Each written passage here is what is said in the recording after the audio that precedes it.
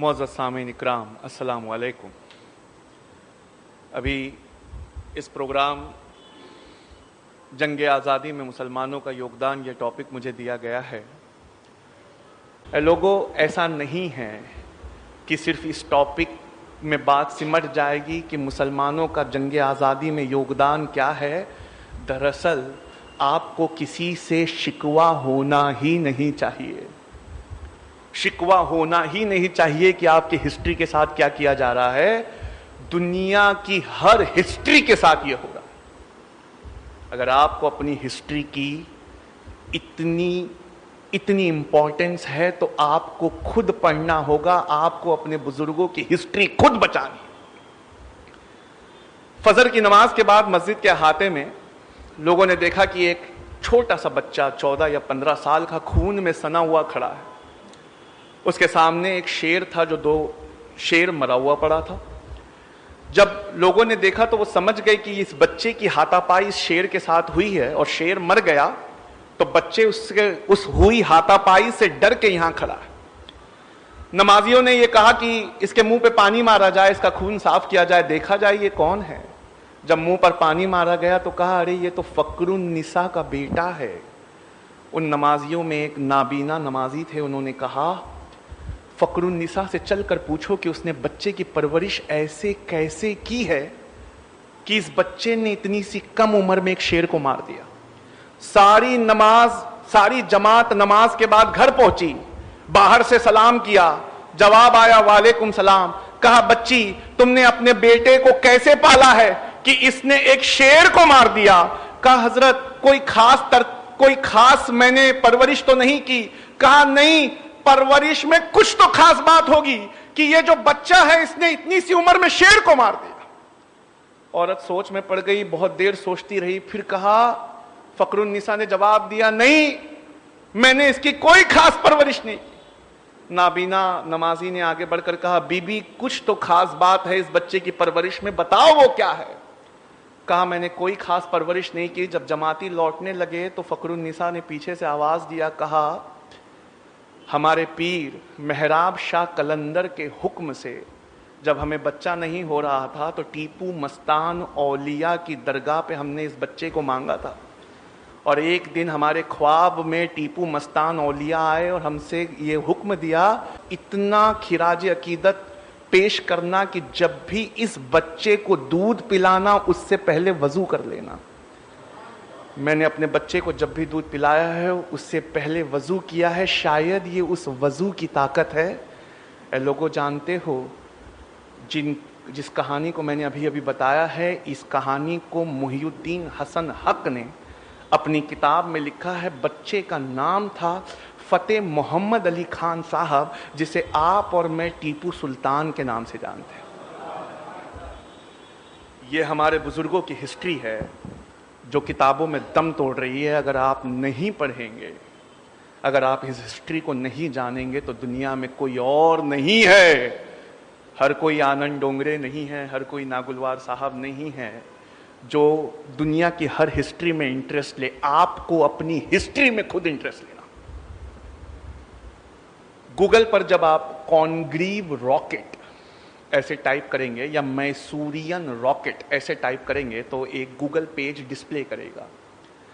इस पेज पर यह लिखा हुआ है कि मैसूरियन रॉकेट ये इंडिया की पहली मिसाइल थी। इन मैसूरियन रॉकेट को लाया किसने? का हैदर अली और उनके बेटे टीपू सुल्तान ने। इस मैसूरियन रॉकेट के बारे में जो किताब गूगल पे खुलती है उसका नाम है कॉनग्रीव रॉकेट। उसमें सर विलियम कॉनग्रीव लिखते हैं 1799 में टीपू सुल्तान को मारा गया। 1801 में उनसे जब्त की हुई बहुत सारी मिसाइलों को इंग्लैंड भेजा गया। 1801 से 1805 तक मैंने उन मिसाइलों पर रिसर्च की, लेकिन मैं उनके डिजाइन को समझ नहीं पाया। ऐसा नहीं था कि इंग्लैंड में मिसाइलें नहीं थी, लेकिन मैसूरियन रॉकेट 2 किलोमीटर से ज्यादा वार करते थे। और जब उस मिसाइल को समझने में हम नाकाम रहे तो अंग्रेजों ने यहां से एक किताब भिजवाई जो आज पेरिस के म्यूजियम में रखी हुई है। उस किताब का नाम है फतहुल मुजाहिदीन। लिखने वाले का नाम टीपू सुल्तान है। और क्या आप जानते हैं, उस किताब में उस रॉकेट के पूरे डिजाइन को टीपू सुल्तान ने समझाया है। कहा, विलियम कॉनग्रीव लिखते हैं, आपके गूगल पे खुला हुआ है, अगर आप चाहें तो पढ़ सकते हैं, कि उन मैसूरियन रॉकेट्स को कन्वर्ट करके मैंने पहली कॉनग्रीव मिसाइल जो 2 किलोमीटर से ज्यादा वार करती थी उसे मैंने बनाया। ये आपके बुजुर्गों की हिस्ट्री है कि जब टेक्नोलॉजी और साइंस आती तो उनका सर आसमानों में रहता, और जब दीन इलाही की बात आती तो उनका दिल झुका हुआ रहता। तुम ऐसा क्यों नहीं करते?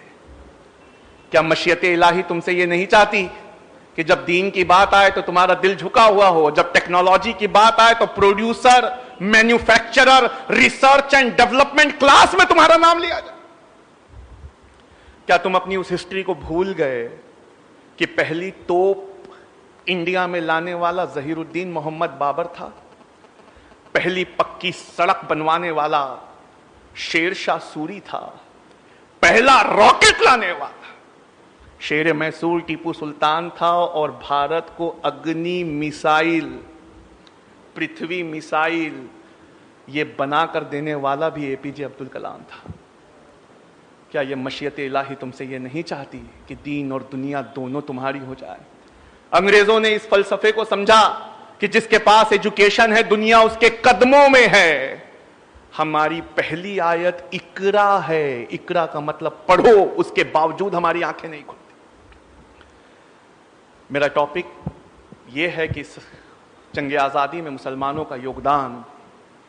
मैं शुरू करता हूं अपने पहले टॉपिक से, और बहुत सारी चीज़ें मैं लेकर आया हूं, लेकिन मेरे बाद डॉक्टर डोंगरे साहब को भी मैं सुनना चाहता हूं, तो इसको जितना हो सके शॉर्ट में मैं आपको सुनाता हूं।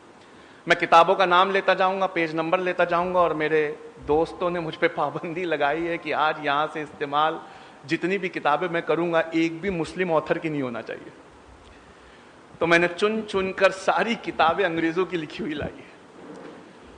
पहला विद्रोह इंडिया में 1773 में हुआ था। 1773 में पहला विद्रोह हुआ। इस विद्रोह का नाम फकीर रेबेलियन था। इस विद्रोह का नाम आज भी किताबों में फकीर एंड सन्यासी रेबेलियन के नाम से जाना जाता है। इस फकीर और सन्यासी रेबेलियन का तरीका यह था, इस पर पूरी एक किताब बंकिम चंद्र चटर्जी ने लिखी है। इस किताब का नाम आनंद मठ है, और आईएएस के एग्जाम में कई बार पूछा जाता है कि फकीर और सन्यासी रेबेलियन, इस रेबेलियन को किस किताब में सबूत पाए जाते हैं, तो यह बंकिम चंद्र चटर्जी की आनंद मठ में पाया जाता है। इसमें सन्यासी, साधु संत और सूफी ये करते कि कंधे से कंधा मिलाकर एक बड़ी भीड़ के साथ अंग्रेजों के गोडाउन तक जाते। उस समय भूखमरी चल रही थी, पर गोडाउनों में अनाज भरा हुआ था। उस गोडाउन के अनाज को तोड़कर गरीब हिंदू और मुसलमानों में बांट देते। आर्कियोलॉजिकल सर्वे ऑफ इंडिया के मौजूदा डायरेक्टर हैं, उनका नाम मेरे पास है आनंद भट्टाचार्य। इन्होंने 2013 में एक किताब लिखी है। मैं उस किताब में से एक लाइन पढ़ना चाहता हूं आपके सामने। वो अपनी किताब में लिखते हैं कि बंगाल और बिहार के घने जंगलों का फायदा लेकर सन्यासियों और फकीरों ने इस बगावत को 50 साल तक जारी रखा। आप सोच सकते हैं 1773 से 50 साल इस बगावत को जारी रखा। वो लिखते हैं कि इस बगावत पे पूरी एक किताब अंग्रेज लिख कर गए हैं। मैंने उस किताब को खरीदना चाहा, बड़ी महंगी आई, तो मैंने वो किताब मंगाई। LSS O'Malley, ये अंग्रेज ऑथर हैं, इन्होंने लिखा है history of Bengal, Bihar and Orissa. Page number 88, 85 और 86 में पढ़ रहा हूं। In 1763 Muslim fakirs revolted under the leadership of Majnu Shah Fakir. पहली बगावत, उसका पहला लीडर, उसका नाम लिख रहे हैं अंग्रेज, मजनू शाह फकीर। आगे की लाइन में लिखते हैं, द सन्यासी leader Bhavani Pathak was his close associate, उसका बहुत गहरा दोस्त था।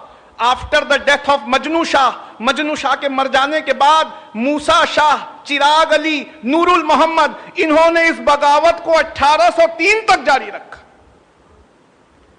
यानी ये वो दिन थे जब कंधों से कंधा मिलाकर ह और म, जिसको मिला दो तो हम हो जाता है, यानी हिंदू और मुस्लिम ये कंधे से कंधा मिलाकर आज़ादी, जंग आज़ादी के लिए लड़ते थे। 1857 की मशहूर बगावत है, उसके बारे में हज़रत ने आपको इतना तफसीली बयान बताया, उसमें से मैं सिर्फ एक चीज़ आपके लिए पढ़ना चाहता हूँ। 1857 की बगावत, जिसे अंग्रेज़ बगावत कहते हैं, हम उसे 1857 की अजीम लड़ाई कहते हैं। आप जानते हैं ये लड़ाई क्यों हुई थी? गाय की चर्बी और सूअर की चर्बी कारतूसों में लगाने की वजह से बड़े पैमाने पर पूरे इंडिया में ये लड़ाई लड़ी गई। 1857 की इस बगावत में एक नाम आता है दिलावर जंग Ahmadullah Shah Madrasi. Archaeological survey of India की बुक है, दिलावर जंग अहमदुल्ला शाह मद्रासी। इनके बारे में लिखा है कि ये टीपू सुल्तान के दरबारी नवाब मोहम्मद अली के बेटे थे और मेहराब शाह कलंदर पीर के कहने पर अंग्रेज़ों को अपने देश से हटाना चाहते थे। इस सिलसिले में ये दिल्ली गए और दिल्ली के बाद पटना, फैज़ाबाद, कलकत्ता और देश के कोने कोने का दौरा किया। अंग्रेज़ों के खिलाफ माहौल को इतना गर्म किया कि, सुन लीजिए, टॉपिक है जंग आज़ादी में मुसलमानों का योगदान। पहला सबसे बड़ा इनाम अगर किसी की गर्दन पे रखा गया, पहला सबसे बड़ा इनाम अगर किसी के सर पे रखा गया तो वो 50,000 रुपये का इनाम अहमदुल्ला शाह मद्रासी के सर पे रखा गया 1857 में। पहला इनाम 50,000 रुपए का किसी के सर पे रखा गया कि जिंदा और मुर्दा लाने वाले को 50,000 रुपये दिए जाएंगे। तो उनका नाम अहमदुल्ला शाह मद्रासी है, राजा ऑफ पवई। इन्होंने ये इनाम को पाया जब अहमदुल्ला शाह का सर काट कर इन्होंने अंग्रेज़ों को दिया। तो एक अंग्रेज़ का बयान मेरे पास दर्ज है, मैं इस बयान को आपको सुनाना चाहता हूँ। यहाँ लिखा है, ये उस इंसान का सर पड़ा है जो आज तक का हमारा सबसे ताकतवर दुश्मन था। ये इस इंसान का सर पड़ा है जो आज तक हमारा सबसे ताकतवर दुश्मन था। 1857 के उलमाओं की फहरिस्त बहुत लंबी है, मौलाना उस पर बात कर चुके हैं। मौलाना लियाकत अली खान हो या मौलाना बख्त खान हो या खान बहादुर खान हो या हिकमतुल्लाह खान हो, 1857 की यह फहरिस्त बहुत लंबी है। और जैसा कि मौलाना ने आपको बताया, पहला फतवा जंग आज़ादी की लड़ाई का जिसने दिया था उसका नाम अल्लामा फजले हक खैराबादी था। अल्लामा फजले हक खैराबादी ने जब ये फतवा दिया और दिल्ली आज़ाद हुआ तो दिल्ली को वापस पाने के लिए अंग्रेज़ों ने बहुत मेहनत की।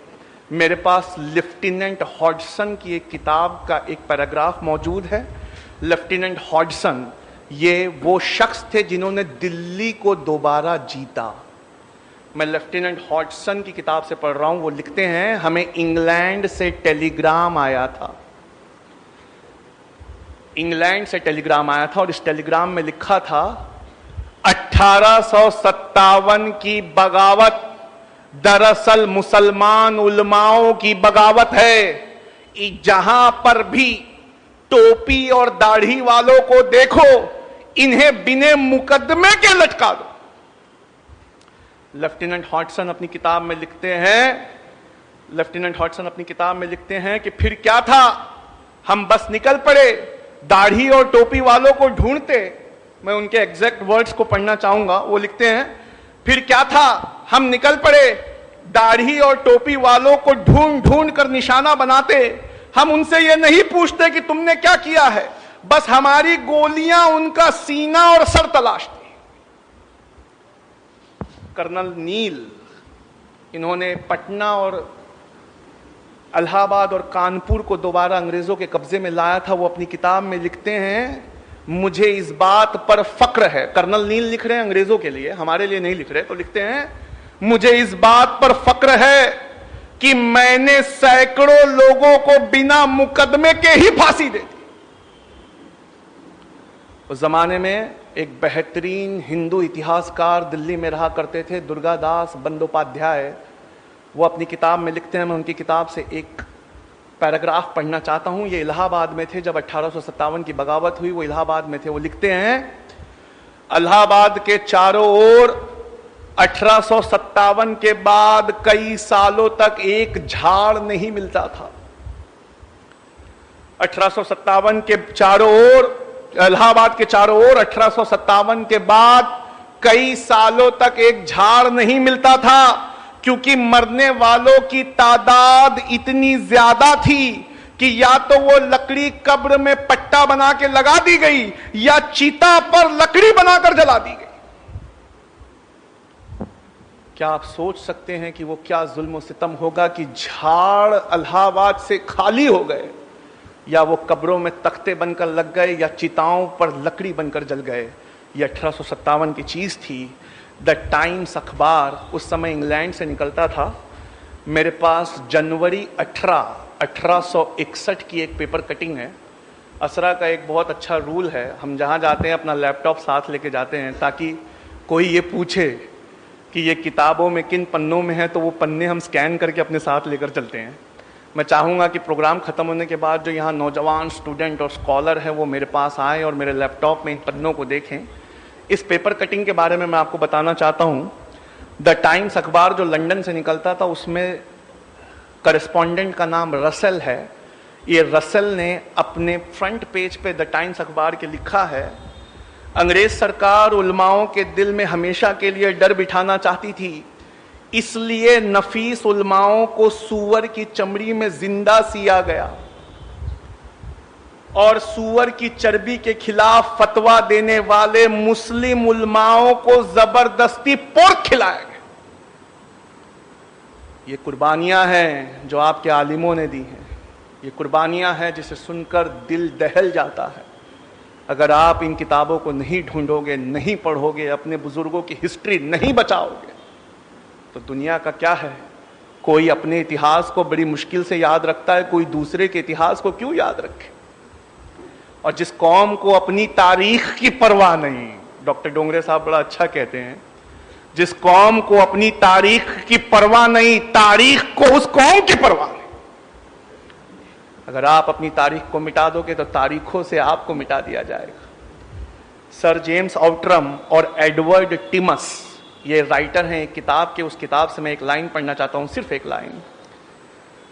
जिन 51,200 लोगों को फांसियां हुई, उसमें उल्मा, अभी मुसलमान भी नहीं कह रहा हूं, मुसलमानों में ऊंची कैटेगरी उल्मा कह रहा हूं, जिन 51,200 लोगों को फांसियां हुई 1859, 60 और 61 में, उनमें उलमाओं की तादाद सिर्फ 27,000 थी।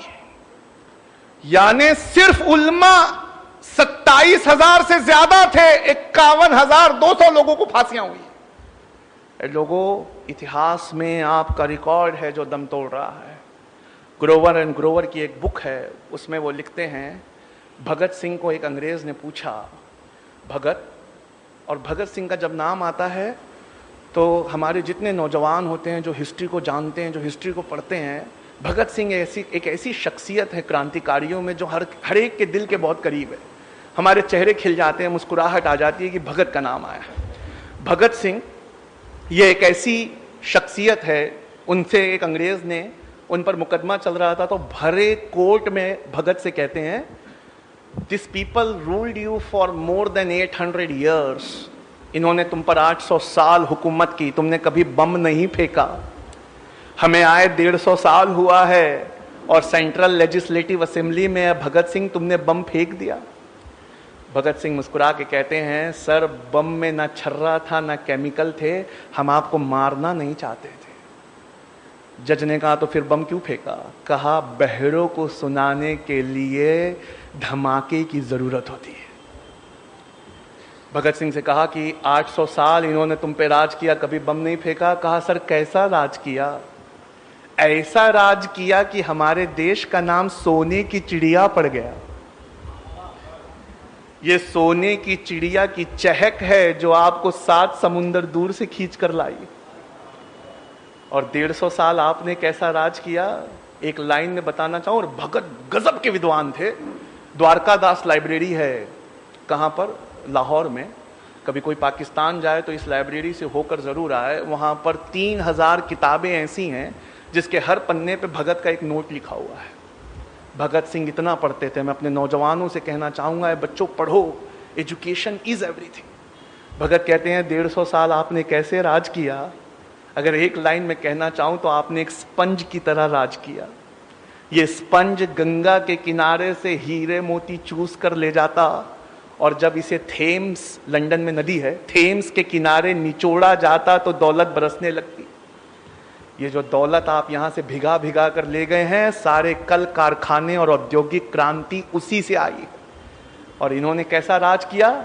इन पठानों और मुगलों ने इसे अपना घर बना लिया, इसी की धूल में अपने आप को मिला दिया, और जो पैसा यहां से लिया यहीं खर्च कर दिया। पेज नंबर है 169, बुक का नाम है ग्रोवर एंड ग्रोवर। आप भगत सिंह के इस बयान को वहां पढ़ सकते हैं। उस जमाने में एक ऐसा मैं आपको रेफरेंस देना चाहूंगा जिसको सुनकर फिर आपका खून चहक उठेगा। आज एक समुदाय विशेष इस पर कब्जा करना चाहता है, लेकिन ये भी क्रांतिकारी थे, और क्रांतिकारी पूरे देश की अमानत होते हैं, इस पर किसी का कब्जा नहीं होता। मैं वीडी सावरकर की किताब लेना चाहूंगा।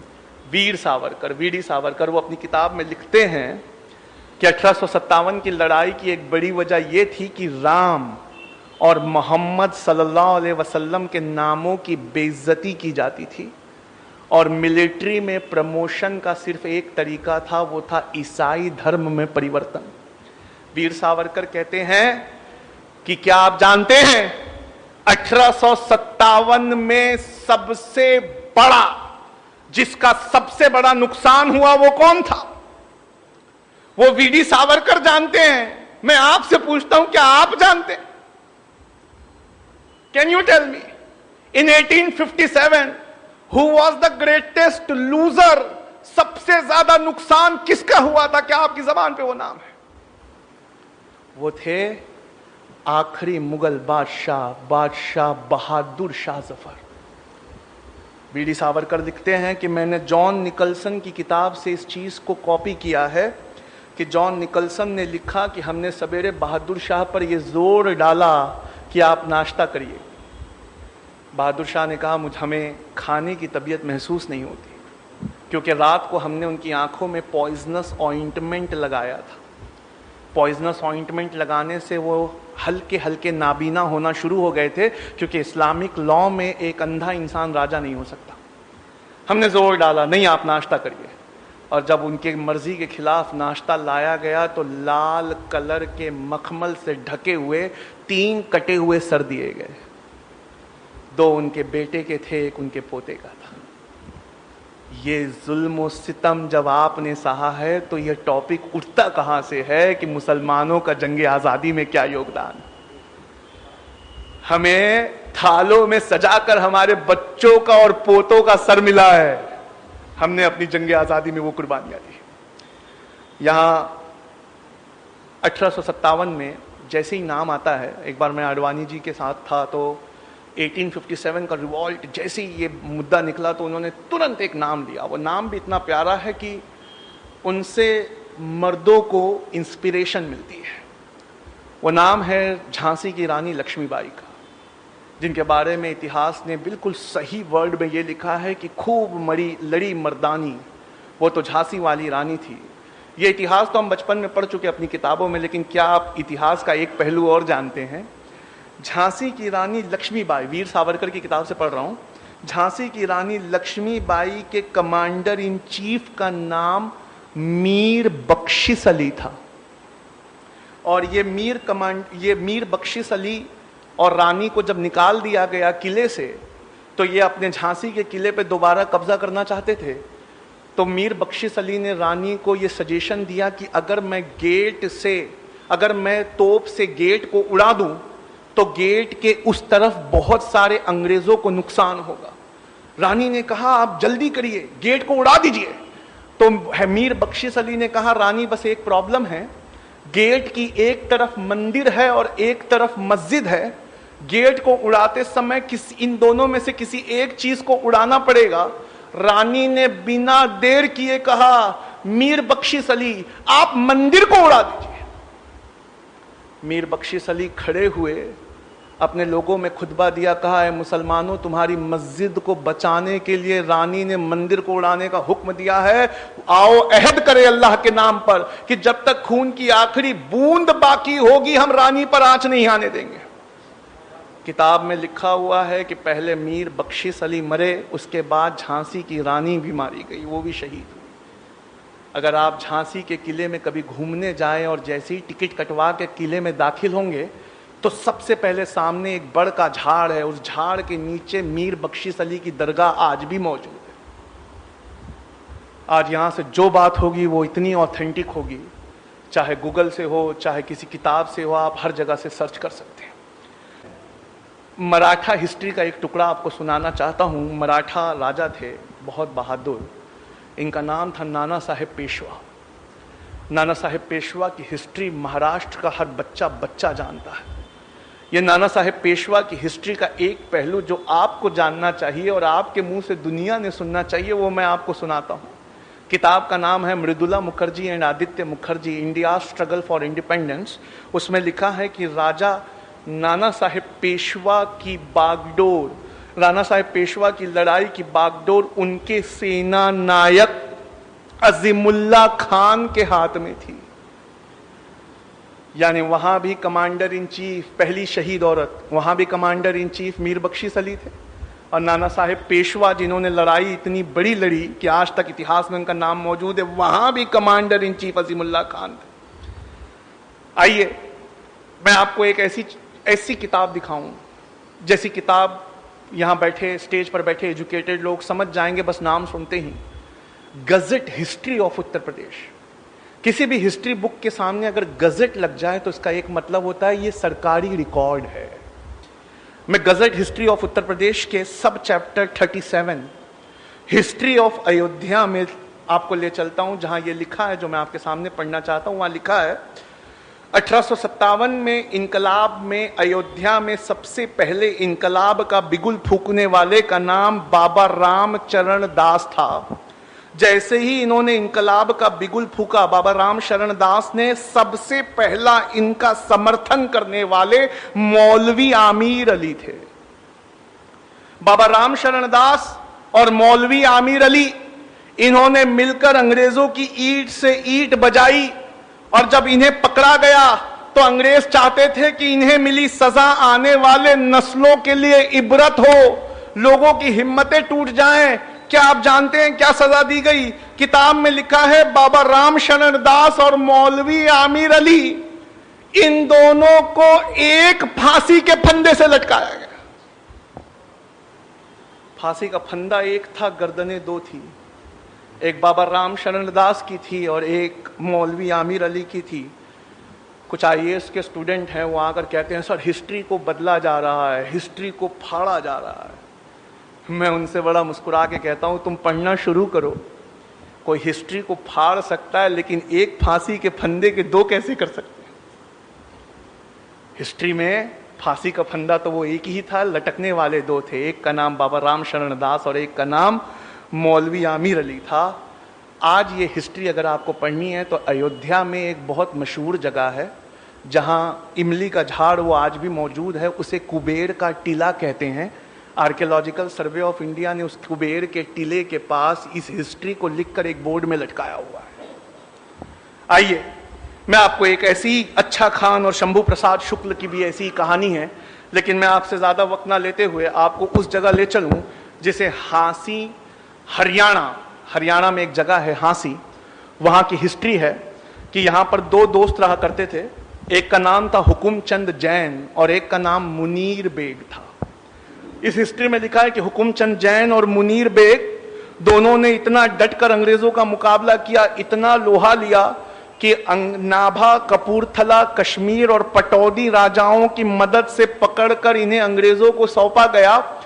अंग्रेज चाहते थे हांसी की लोग हमेशा के लिए डर जाएं, उनकी हिम्मतें टूट जाएं, तो ऐसी अनोखी सजा आपको इतिहास के किताबों में कभी नहीं मिलेगी। हुकुमचंद जैन और मुनीर बेग को साथ लाया गया। हुकुमचंद जैन को उनके मजहब के खिलाफ जिंदा दफना दिया गया। और मुनीर बेग को उनके मजहब के खिलाफ चिता पर जिंदा जला दिया गया। कहते हैं हमारी हिस्ट्री को मिटाया जा रहा है। अरे कैसे मिटाया जा रहा है? कोई नहीं मिटा रहा, ना मिटाया जा सकता है। कैसे मिटाओगे? एक फांसी के फंदे के दो टुकड़े नहीं किया जा सकते। हुकुमचंद जैन को चिता पर और मुनीर बेग को कब्र में दोबारा नहीं दफन किया जा सकता। अगर आप अपनी हिस्ट्री की परवाह करेंगे तो मैं वादा करता हूं दुनिया में किसी और को आपसे ये सवाल करने की जहमत ही नहीं पड़ेगी कि मुसलमानों का जंग आजादी में योगदान क्या है। इसी में मैं आपको एक बहुत प्यारी सी बात बताऊं कि ऐसा नहीं है कि सिर्फ 1857 में आपके बुजुर्गों ने बहुत किया। मैं आपके सामने एक बड़ा मजेदार किसी की स्पीच का एक टुकड़ा पढ़ना चाहता हूं। ये जो मैं पढ़ने जा रहा हूं आपके सामने, ये किसी की स्पीच में लिखा हुआ है। आखिरी में बताऊंगा ये किसकी स्पीच है। मोतिहारी के लोगों, स्पीच का टुकड़ा पढ़ रहा हूं। मोतिहारी के लोगों, हमारे बीच एक ऐसा इंसान है जिसने गांधी जी की जान बचाई। इस इंसान का नाम बटक मियां अंसारी है। बटक मियां अंसारी को ये काम सौंपा गया था कि वो गांधी जी को चंपारण सत्याग्रह के दौरान दोनों टाइम खाना खिलाते रहे। अंग्रेजों ने बटक मियां अंसारी के सारे परिवार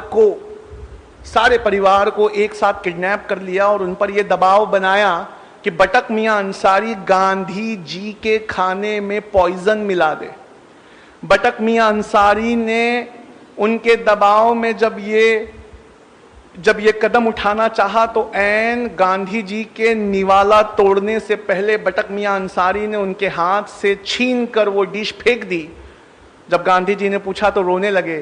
कहा अंग्रेज उद्योगपतियों ने कल मेरे बच्चे की लाश भिजवाई है। अगर आज मैंने आपको पॉइजन नहीं दिया तो एक और परिवार से ऐसा होगा जिसकी लाश मुझे भिजवा दी जाएगी।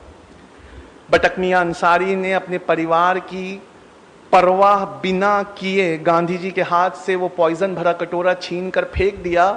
ऐ मोतिहारी के लोगों, मैं उस वक्त वहां मौजूद था और मैं आज आपके बीच राष्ट्रपति बनकर आया हूं और गांधी जी की जान बचाने वाले इस बटक मियां अंसारी को उसके एवज में 50 एकड़ जमीन मोतिहारी में देना चाहता हूं।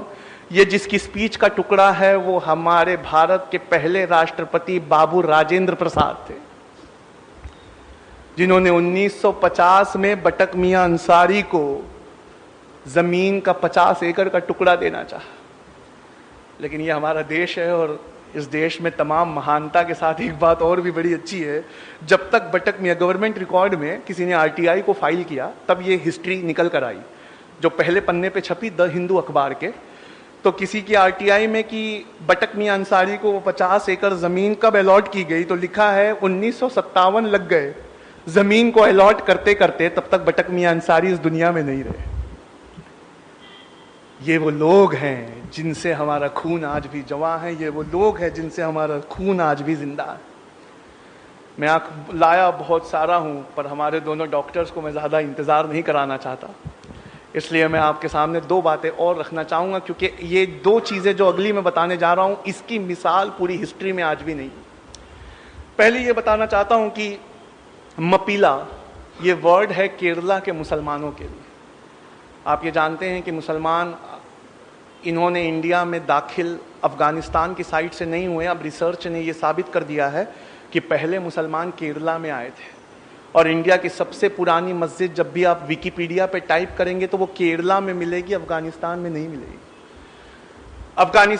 केरला के इन मुसलमानों को मपीला मुसलमान कहा जाता है। मपीला मुसलमान, इन मपीला मुसलमानों ने गांधी जी के असहयोग आंदोलन में बहुत बढ़ चढ़ के हिस्सा लिया। गांधी जी के असहयोग आंदोलन में हिस्सा लेने के बाद अंग्रेजों ने इन्हें बहुत जोर से कुचला, इतने जोर से कुचला कि क्या आप में से कोई बता सकता है जलियांवाला बाग में जनरल डायर की गोलियों से मरने वाले लोग कितने थे? 379। जलियांवाला बाग आता है, आज भी ये नाम आता है तो क्या आप इज्जत से हाथ बांधकर खड़े नहीं हो जाते? 379 निहत्थे औरतें, बच्चों और बूढ़ों पे गोलियां चलाई गई थी जलियांवाला बाग में। हम वो जब भी आता है हमारी आंखों में आंसू आ जाता है। आइए हिस्ट्री ले चलूं। लिखने वाले ऑथर ऐसे हैं जिनकी हिस्ट्री की किताबें कैम्ब्रिज और ऑक्सफोर्ड में पढ़ाई जाती हैं। नाम बिपिन चंद्रा है। चैप्टर है 17th चैप्टर, उसका नाम ही मपीला रेबेलियन है। मपीला रेबेलियन में लिखते हैं कि अंग्रेज मपीला मुसलमानों को गांधी जी का साथ देने के लिए 1921 में यह कीमत चुकानी पड़ी कि अंग्रेजों के रिकॉर्ड के मुताबिक 2337 मपीला मुसलमानों को फांसी दी गई थी।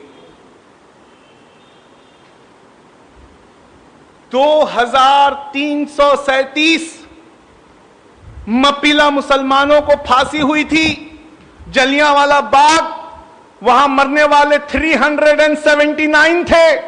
उसमें 379 में भी 58 मुसलमान थे, और यहां 2337 मपीलाओं को फांसी दी गई थी।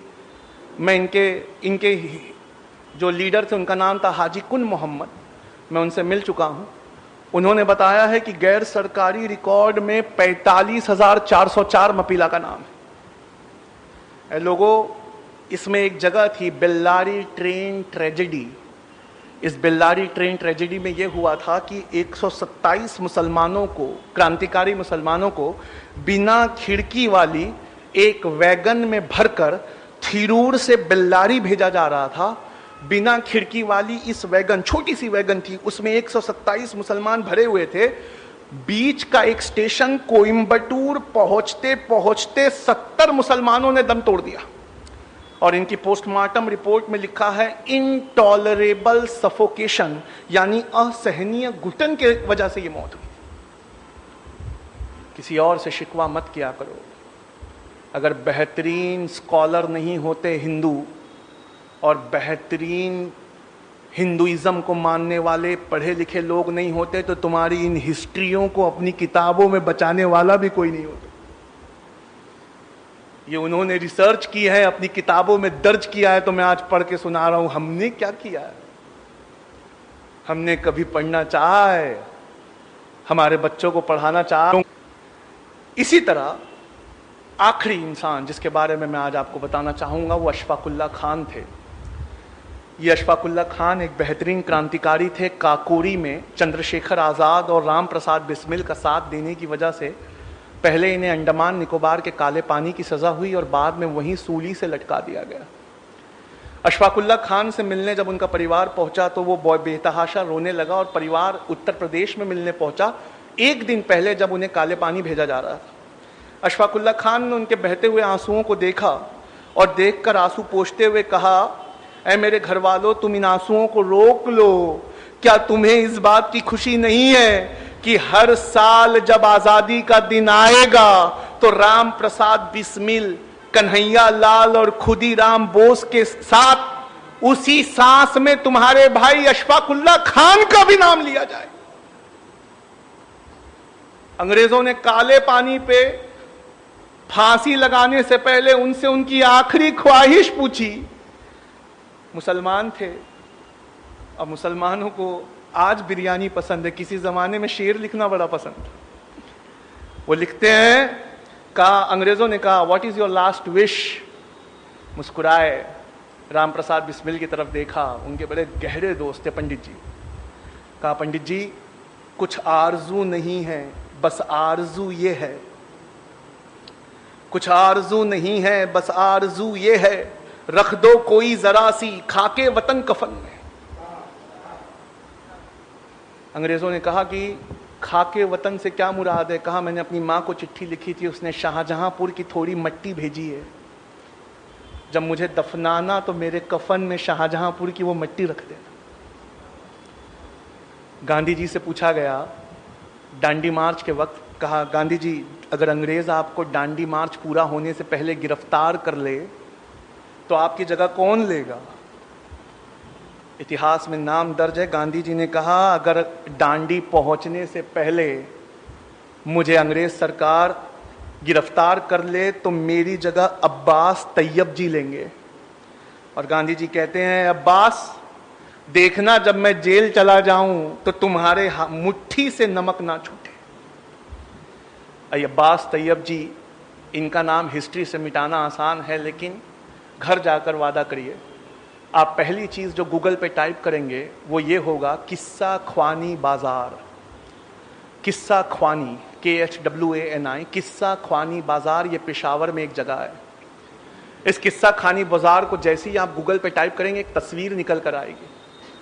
1932 में गांधी जी को नमक आंदोलन के लिए अरेस्ट किया गया तो हजारों की तादाद में पठान निकल कर आए और खड़े हो गए। इतनी हजारों की तादाद देखकर अंग्रेज डर गए और अंग्रेज पेशावर से भाग गए। 2 दिन बाद वो गढ़वाली रेजिमेंट लेकर लौटे तो किस्सा खानी बाजार में सारे के सारे पठान टस से मस नहीं हुए। गढ़वाली रेजिमेंट से कहा, इन पर गोलियां चलाओ। गढ़वाली रेजिमेंट के जवानों ने बंदूकों को लोड किया, देखा सबसे सामने की सफ में पठानों के बच्चे लगे हुए हैं और उन बच्चों के बीच उनका लीडर खड़ा था, उसका नाम था खान अब्दुल गफ्फार खान। अंग्रेज ने कहा कि ये खान अब्दुल गफ्फार खान, हथियार तो पठानों का जेवर होते हैं, तुम्हारे हथियार कहाँ है? कहा, हमने गांधी से वादे के चलते अपने जेवर को उतार के फेंक दिया। कहा, गांधी से वादा किया है, हथियार तो छोड़ो, हाथ तक नहीं उठाएंगे। ये फोटो, वहां जमा लोगों की फोटो आज भी गूगल और विकिपीडिया पे मौजूद है। सामने की 2 सफ में बच्चे खड़े और पीछे हजारों की तादाद में पठान खड़े। फिर अंग्रेजों गढ़वाली रेजिमेंट ने अपनी बंदूकें लोड की। इससे पहले गोली चलाती, गढ़वाली रेजिमेंट ने बंदूक ये कहकर फेंक दी, हमारे देश में एक जलियांवाला बाग काफ़ी है, निहत्तों पे हम गोली नहीं चलाएंगे। अंग्रेज़ों ने खुद साख्ता बंदूकें उठाई, 207 लोग मारे गए। आप जानते हैं भारत सरकार ने उन्हें क्या इज्जत दी है, खान अब्दुल गफ्फार खान को? मरणोपरांत, यानी मरने के बाद भारत रत्न पुरस्कार से सवारा। खान अब्दुल गफ्फार खान का टाइटल है सीमा अंत गांधी, यानी फ्रंटियर गांधी। उनको जो प्लाक मिला था भारत रत्न पुरस्कार, ये जो इंडिया का सबसे बड़ा पुरस्कार है, उन्हें दिया गया, जबकि वो अफगानी थे, पर अफगानिस्तान उस वक्त इंडिया का हिस्सा था। उस प्लाक में से मैं पढ़ता हूं, उस प्लाक पे भारत सरकार ने क्या लिखा है। उस प्लाक में ये लिखा हुआ है कि किस्सा ख्वानी बाजार के दिन अपनी बहादुरी, दिलेरी और गांधी जी से चलते वादे के मुताबिक हिंसा के विरोध में अपने हथियारों को फेंक देने की वजह से और 90 साल की अपनी जिंदगी में से 45 साल जेल में गुजारने की वजह से सीमांत गांधी खान अब्दुल गफ्फार खान को भारत सरकार भारत रत्न से नवाज। क्या आप जानते हैं आपके बुजुर्गों का इतिहास क्या है? अगर मैं बोलता रहूं तो सारी रात खत्म हो जाए, इतिहास की किताबें आपके सामने खोलता रहूं तो शायद आपकी जिंदगी कम पड़े। इतना बड़ा योगदान आज़ादी की लड़ाई में आपका है। ऐसा नहीं है कि आज़ादी की लड़ाई के बाद हमारा योगदान नहीं है। DNA, ये एक न्यूज़पेपर है जो मुंबई में निकलता है, इसके आफ्टरनून एडिशन को टाइप करिए, उस पर लिखिए मीर उस्मान अली DNA। गूगल पे टाइप करके जैसे ही आप एंटर करेंगे अखबार की ये पेपर कटिंग खुलेगी जिसमें लिखा है 1965 में पाकिस्तान से हो रही लड़ाई के वक्त इंडिया के पास पैसे की कमी पड़ गई थी, तो भारत के प्रधानमंत्री लाल बहादुर शास्त्री ने ये अपील करी थी और अपील कर कर ये कहा था कि ये लोगों आगे बढ़कर चंदा दो नेशनल डिफेंस फंड में। मीर उस्मान अली, ये उस समय हैदराबाद के निज़ाम थे, ये वो कंबल ओढ़ा करते, हर साल अपने लोगों से कहते कि एक कंबल ऐसा खरीद के लाओ जो 5 रुपये में आ जाए। वो पूरा ढूंढते और कहते कि आपकी हैसियत को देखते हुए 5 रुपये का कंबल नहीं आता, तो हर साल वो कहते कि मुझे पुराना ही कंबल ओढ़ा दो। उनसे जब लाल बहादुर शास्त्री की अपील को सुना तो उन्होंने फ़ोन किया लाल बहादुर शास्त्री से, कहा sir I want to meet you, आप हमारे हैदराबाद में आइए। कहा देखते नहीं, वार चल रहा है। कहा सर उसी के ज़िम्मन में मिलना है, मेरे पास फ़ोटो मौजूद है, आप असरा के व्हाट्सएप ग्रुप से जुड़िए, मैं आपको वो फोटो फॉरवर्ड करता हूं, लाल बहादुर शास्त्री हाथ मिलाते हुए मीर उस्मान अली से। क्या आप जानते हैं 1965 में पाकिस्तान के खिलाफ लड़ाई के लिए इंडिया के इतिहास का सबसे बड़ा चंदा दिया गया था। 2015 तक वो रिकॉर्ड टूटा नहीं है। इंडिया का सबसे बड़ा चंदा मीर उस्मान अली ने 5000 किलो सोना दिया था। 5 टन सोना लाल बहादुर शास्त्री के हवाई जहाज में बेगम पेठ एयरपोर्ट हैदराबाद में लादते हुए फोटो डीएनए अखबार ने छापी है। और इस रिपोर्ट को अप्रैल की 13 तारीख 2015 को द हिंदू नेशनल अखबार है, उसने फ्रंट पेज पर इस हेडिंग के साथ छापा है, close fist open handed Mir Usman Ali. 5 ton यानी 5000 किलो सोना, ये वो चंदा है जिस चंदे को आज तक किसी ने क्रॉस नहीं किया। ये इस देश की हिफाजत के लिए दिया है। लाल बहादुर शास्त्री ने अपनी किताब में लिखा है कि 1 साल बाद मैंने फ़ोन किया, उस्मान अली तबीयत ठीक है? तो उस्मान अली ने कहा, हुजूर मैंने चंदे में सोना दिया था, जिन बक्सों में और संदूकों में भरकर वो सोना गया है वो मेरे बाप दादा की प्रॉपर्टी है, मैंने आपको संदूक नहीं दिए थे। आप सोना खाली कर चुके हो तो मेरे संदूकों को वापस भिजवा दीजिए। लाल बहादुर शास्त्री ने कहा कि हमने उस संदूकों में एक लेटर रखवाया भारत सरकार की तरफ से और लिखा, ऐ उस्मान, तुम वैसे सोने हो कि तुम्हारे संदूकों में क्या भर कर भेजा जाए ये भारत सरकार के भी दिमाग के परे है। ये मीर उस्मान अली भी आपके बाप दादा है। लोगों पढ़ लो, अगर नहीं पढ़ोगे तो कभी नहीं जान पाओगे कि जय हिंद ये नारा लिखने वाला आंध्र प्रदेश के एक मुसलमान थे, उनका नाम मोइनुद्दीन हसन हक था। लोगों पढ़ लो, नहीं पढ़ोगे तो कभी नहीं समझ पाओगे कि जिस प्लेन क्रैश में नेताजी सुभाष चंद्र बोस मारे गए उनके साथ मरने वाले कर्नल हबीबुर रहमान थे। लोगों पढ़ लो, अगर नहीं पढ़ोगे तो कभी नहीं जान पाओगे कि तुम्हारे बुजुर्गों ने क्या क्या इतिहास में लुटाया है। किसी और की कोई गलती नहीं है, उल्टा मुसलमान कौम को हिंदू कौम का कर्जदार होना चाहिए कि हमारी हिस्ट्री को उन्होंने किताबों में बचा कर रखा। हमने अपनी हिस्ट्री के लिए कुछ नहीं किया। वक्त काफ़ी हो चुका है, मैं इस बात को अपनी यहीं ख़त्म करता हूँ और प्रोग्राम के बाद मैं घर नहीं जाने वाला, मैं यहीं बैठा हूँ। आप आके मुझसे ये सबूत देख सकते हैं। वमा अलैना इल्लल बलाग। बहुत शुक्रिया।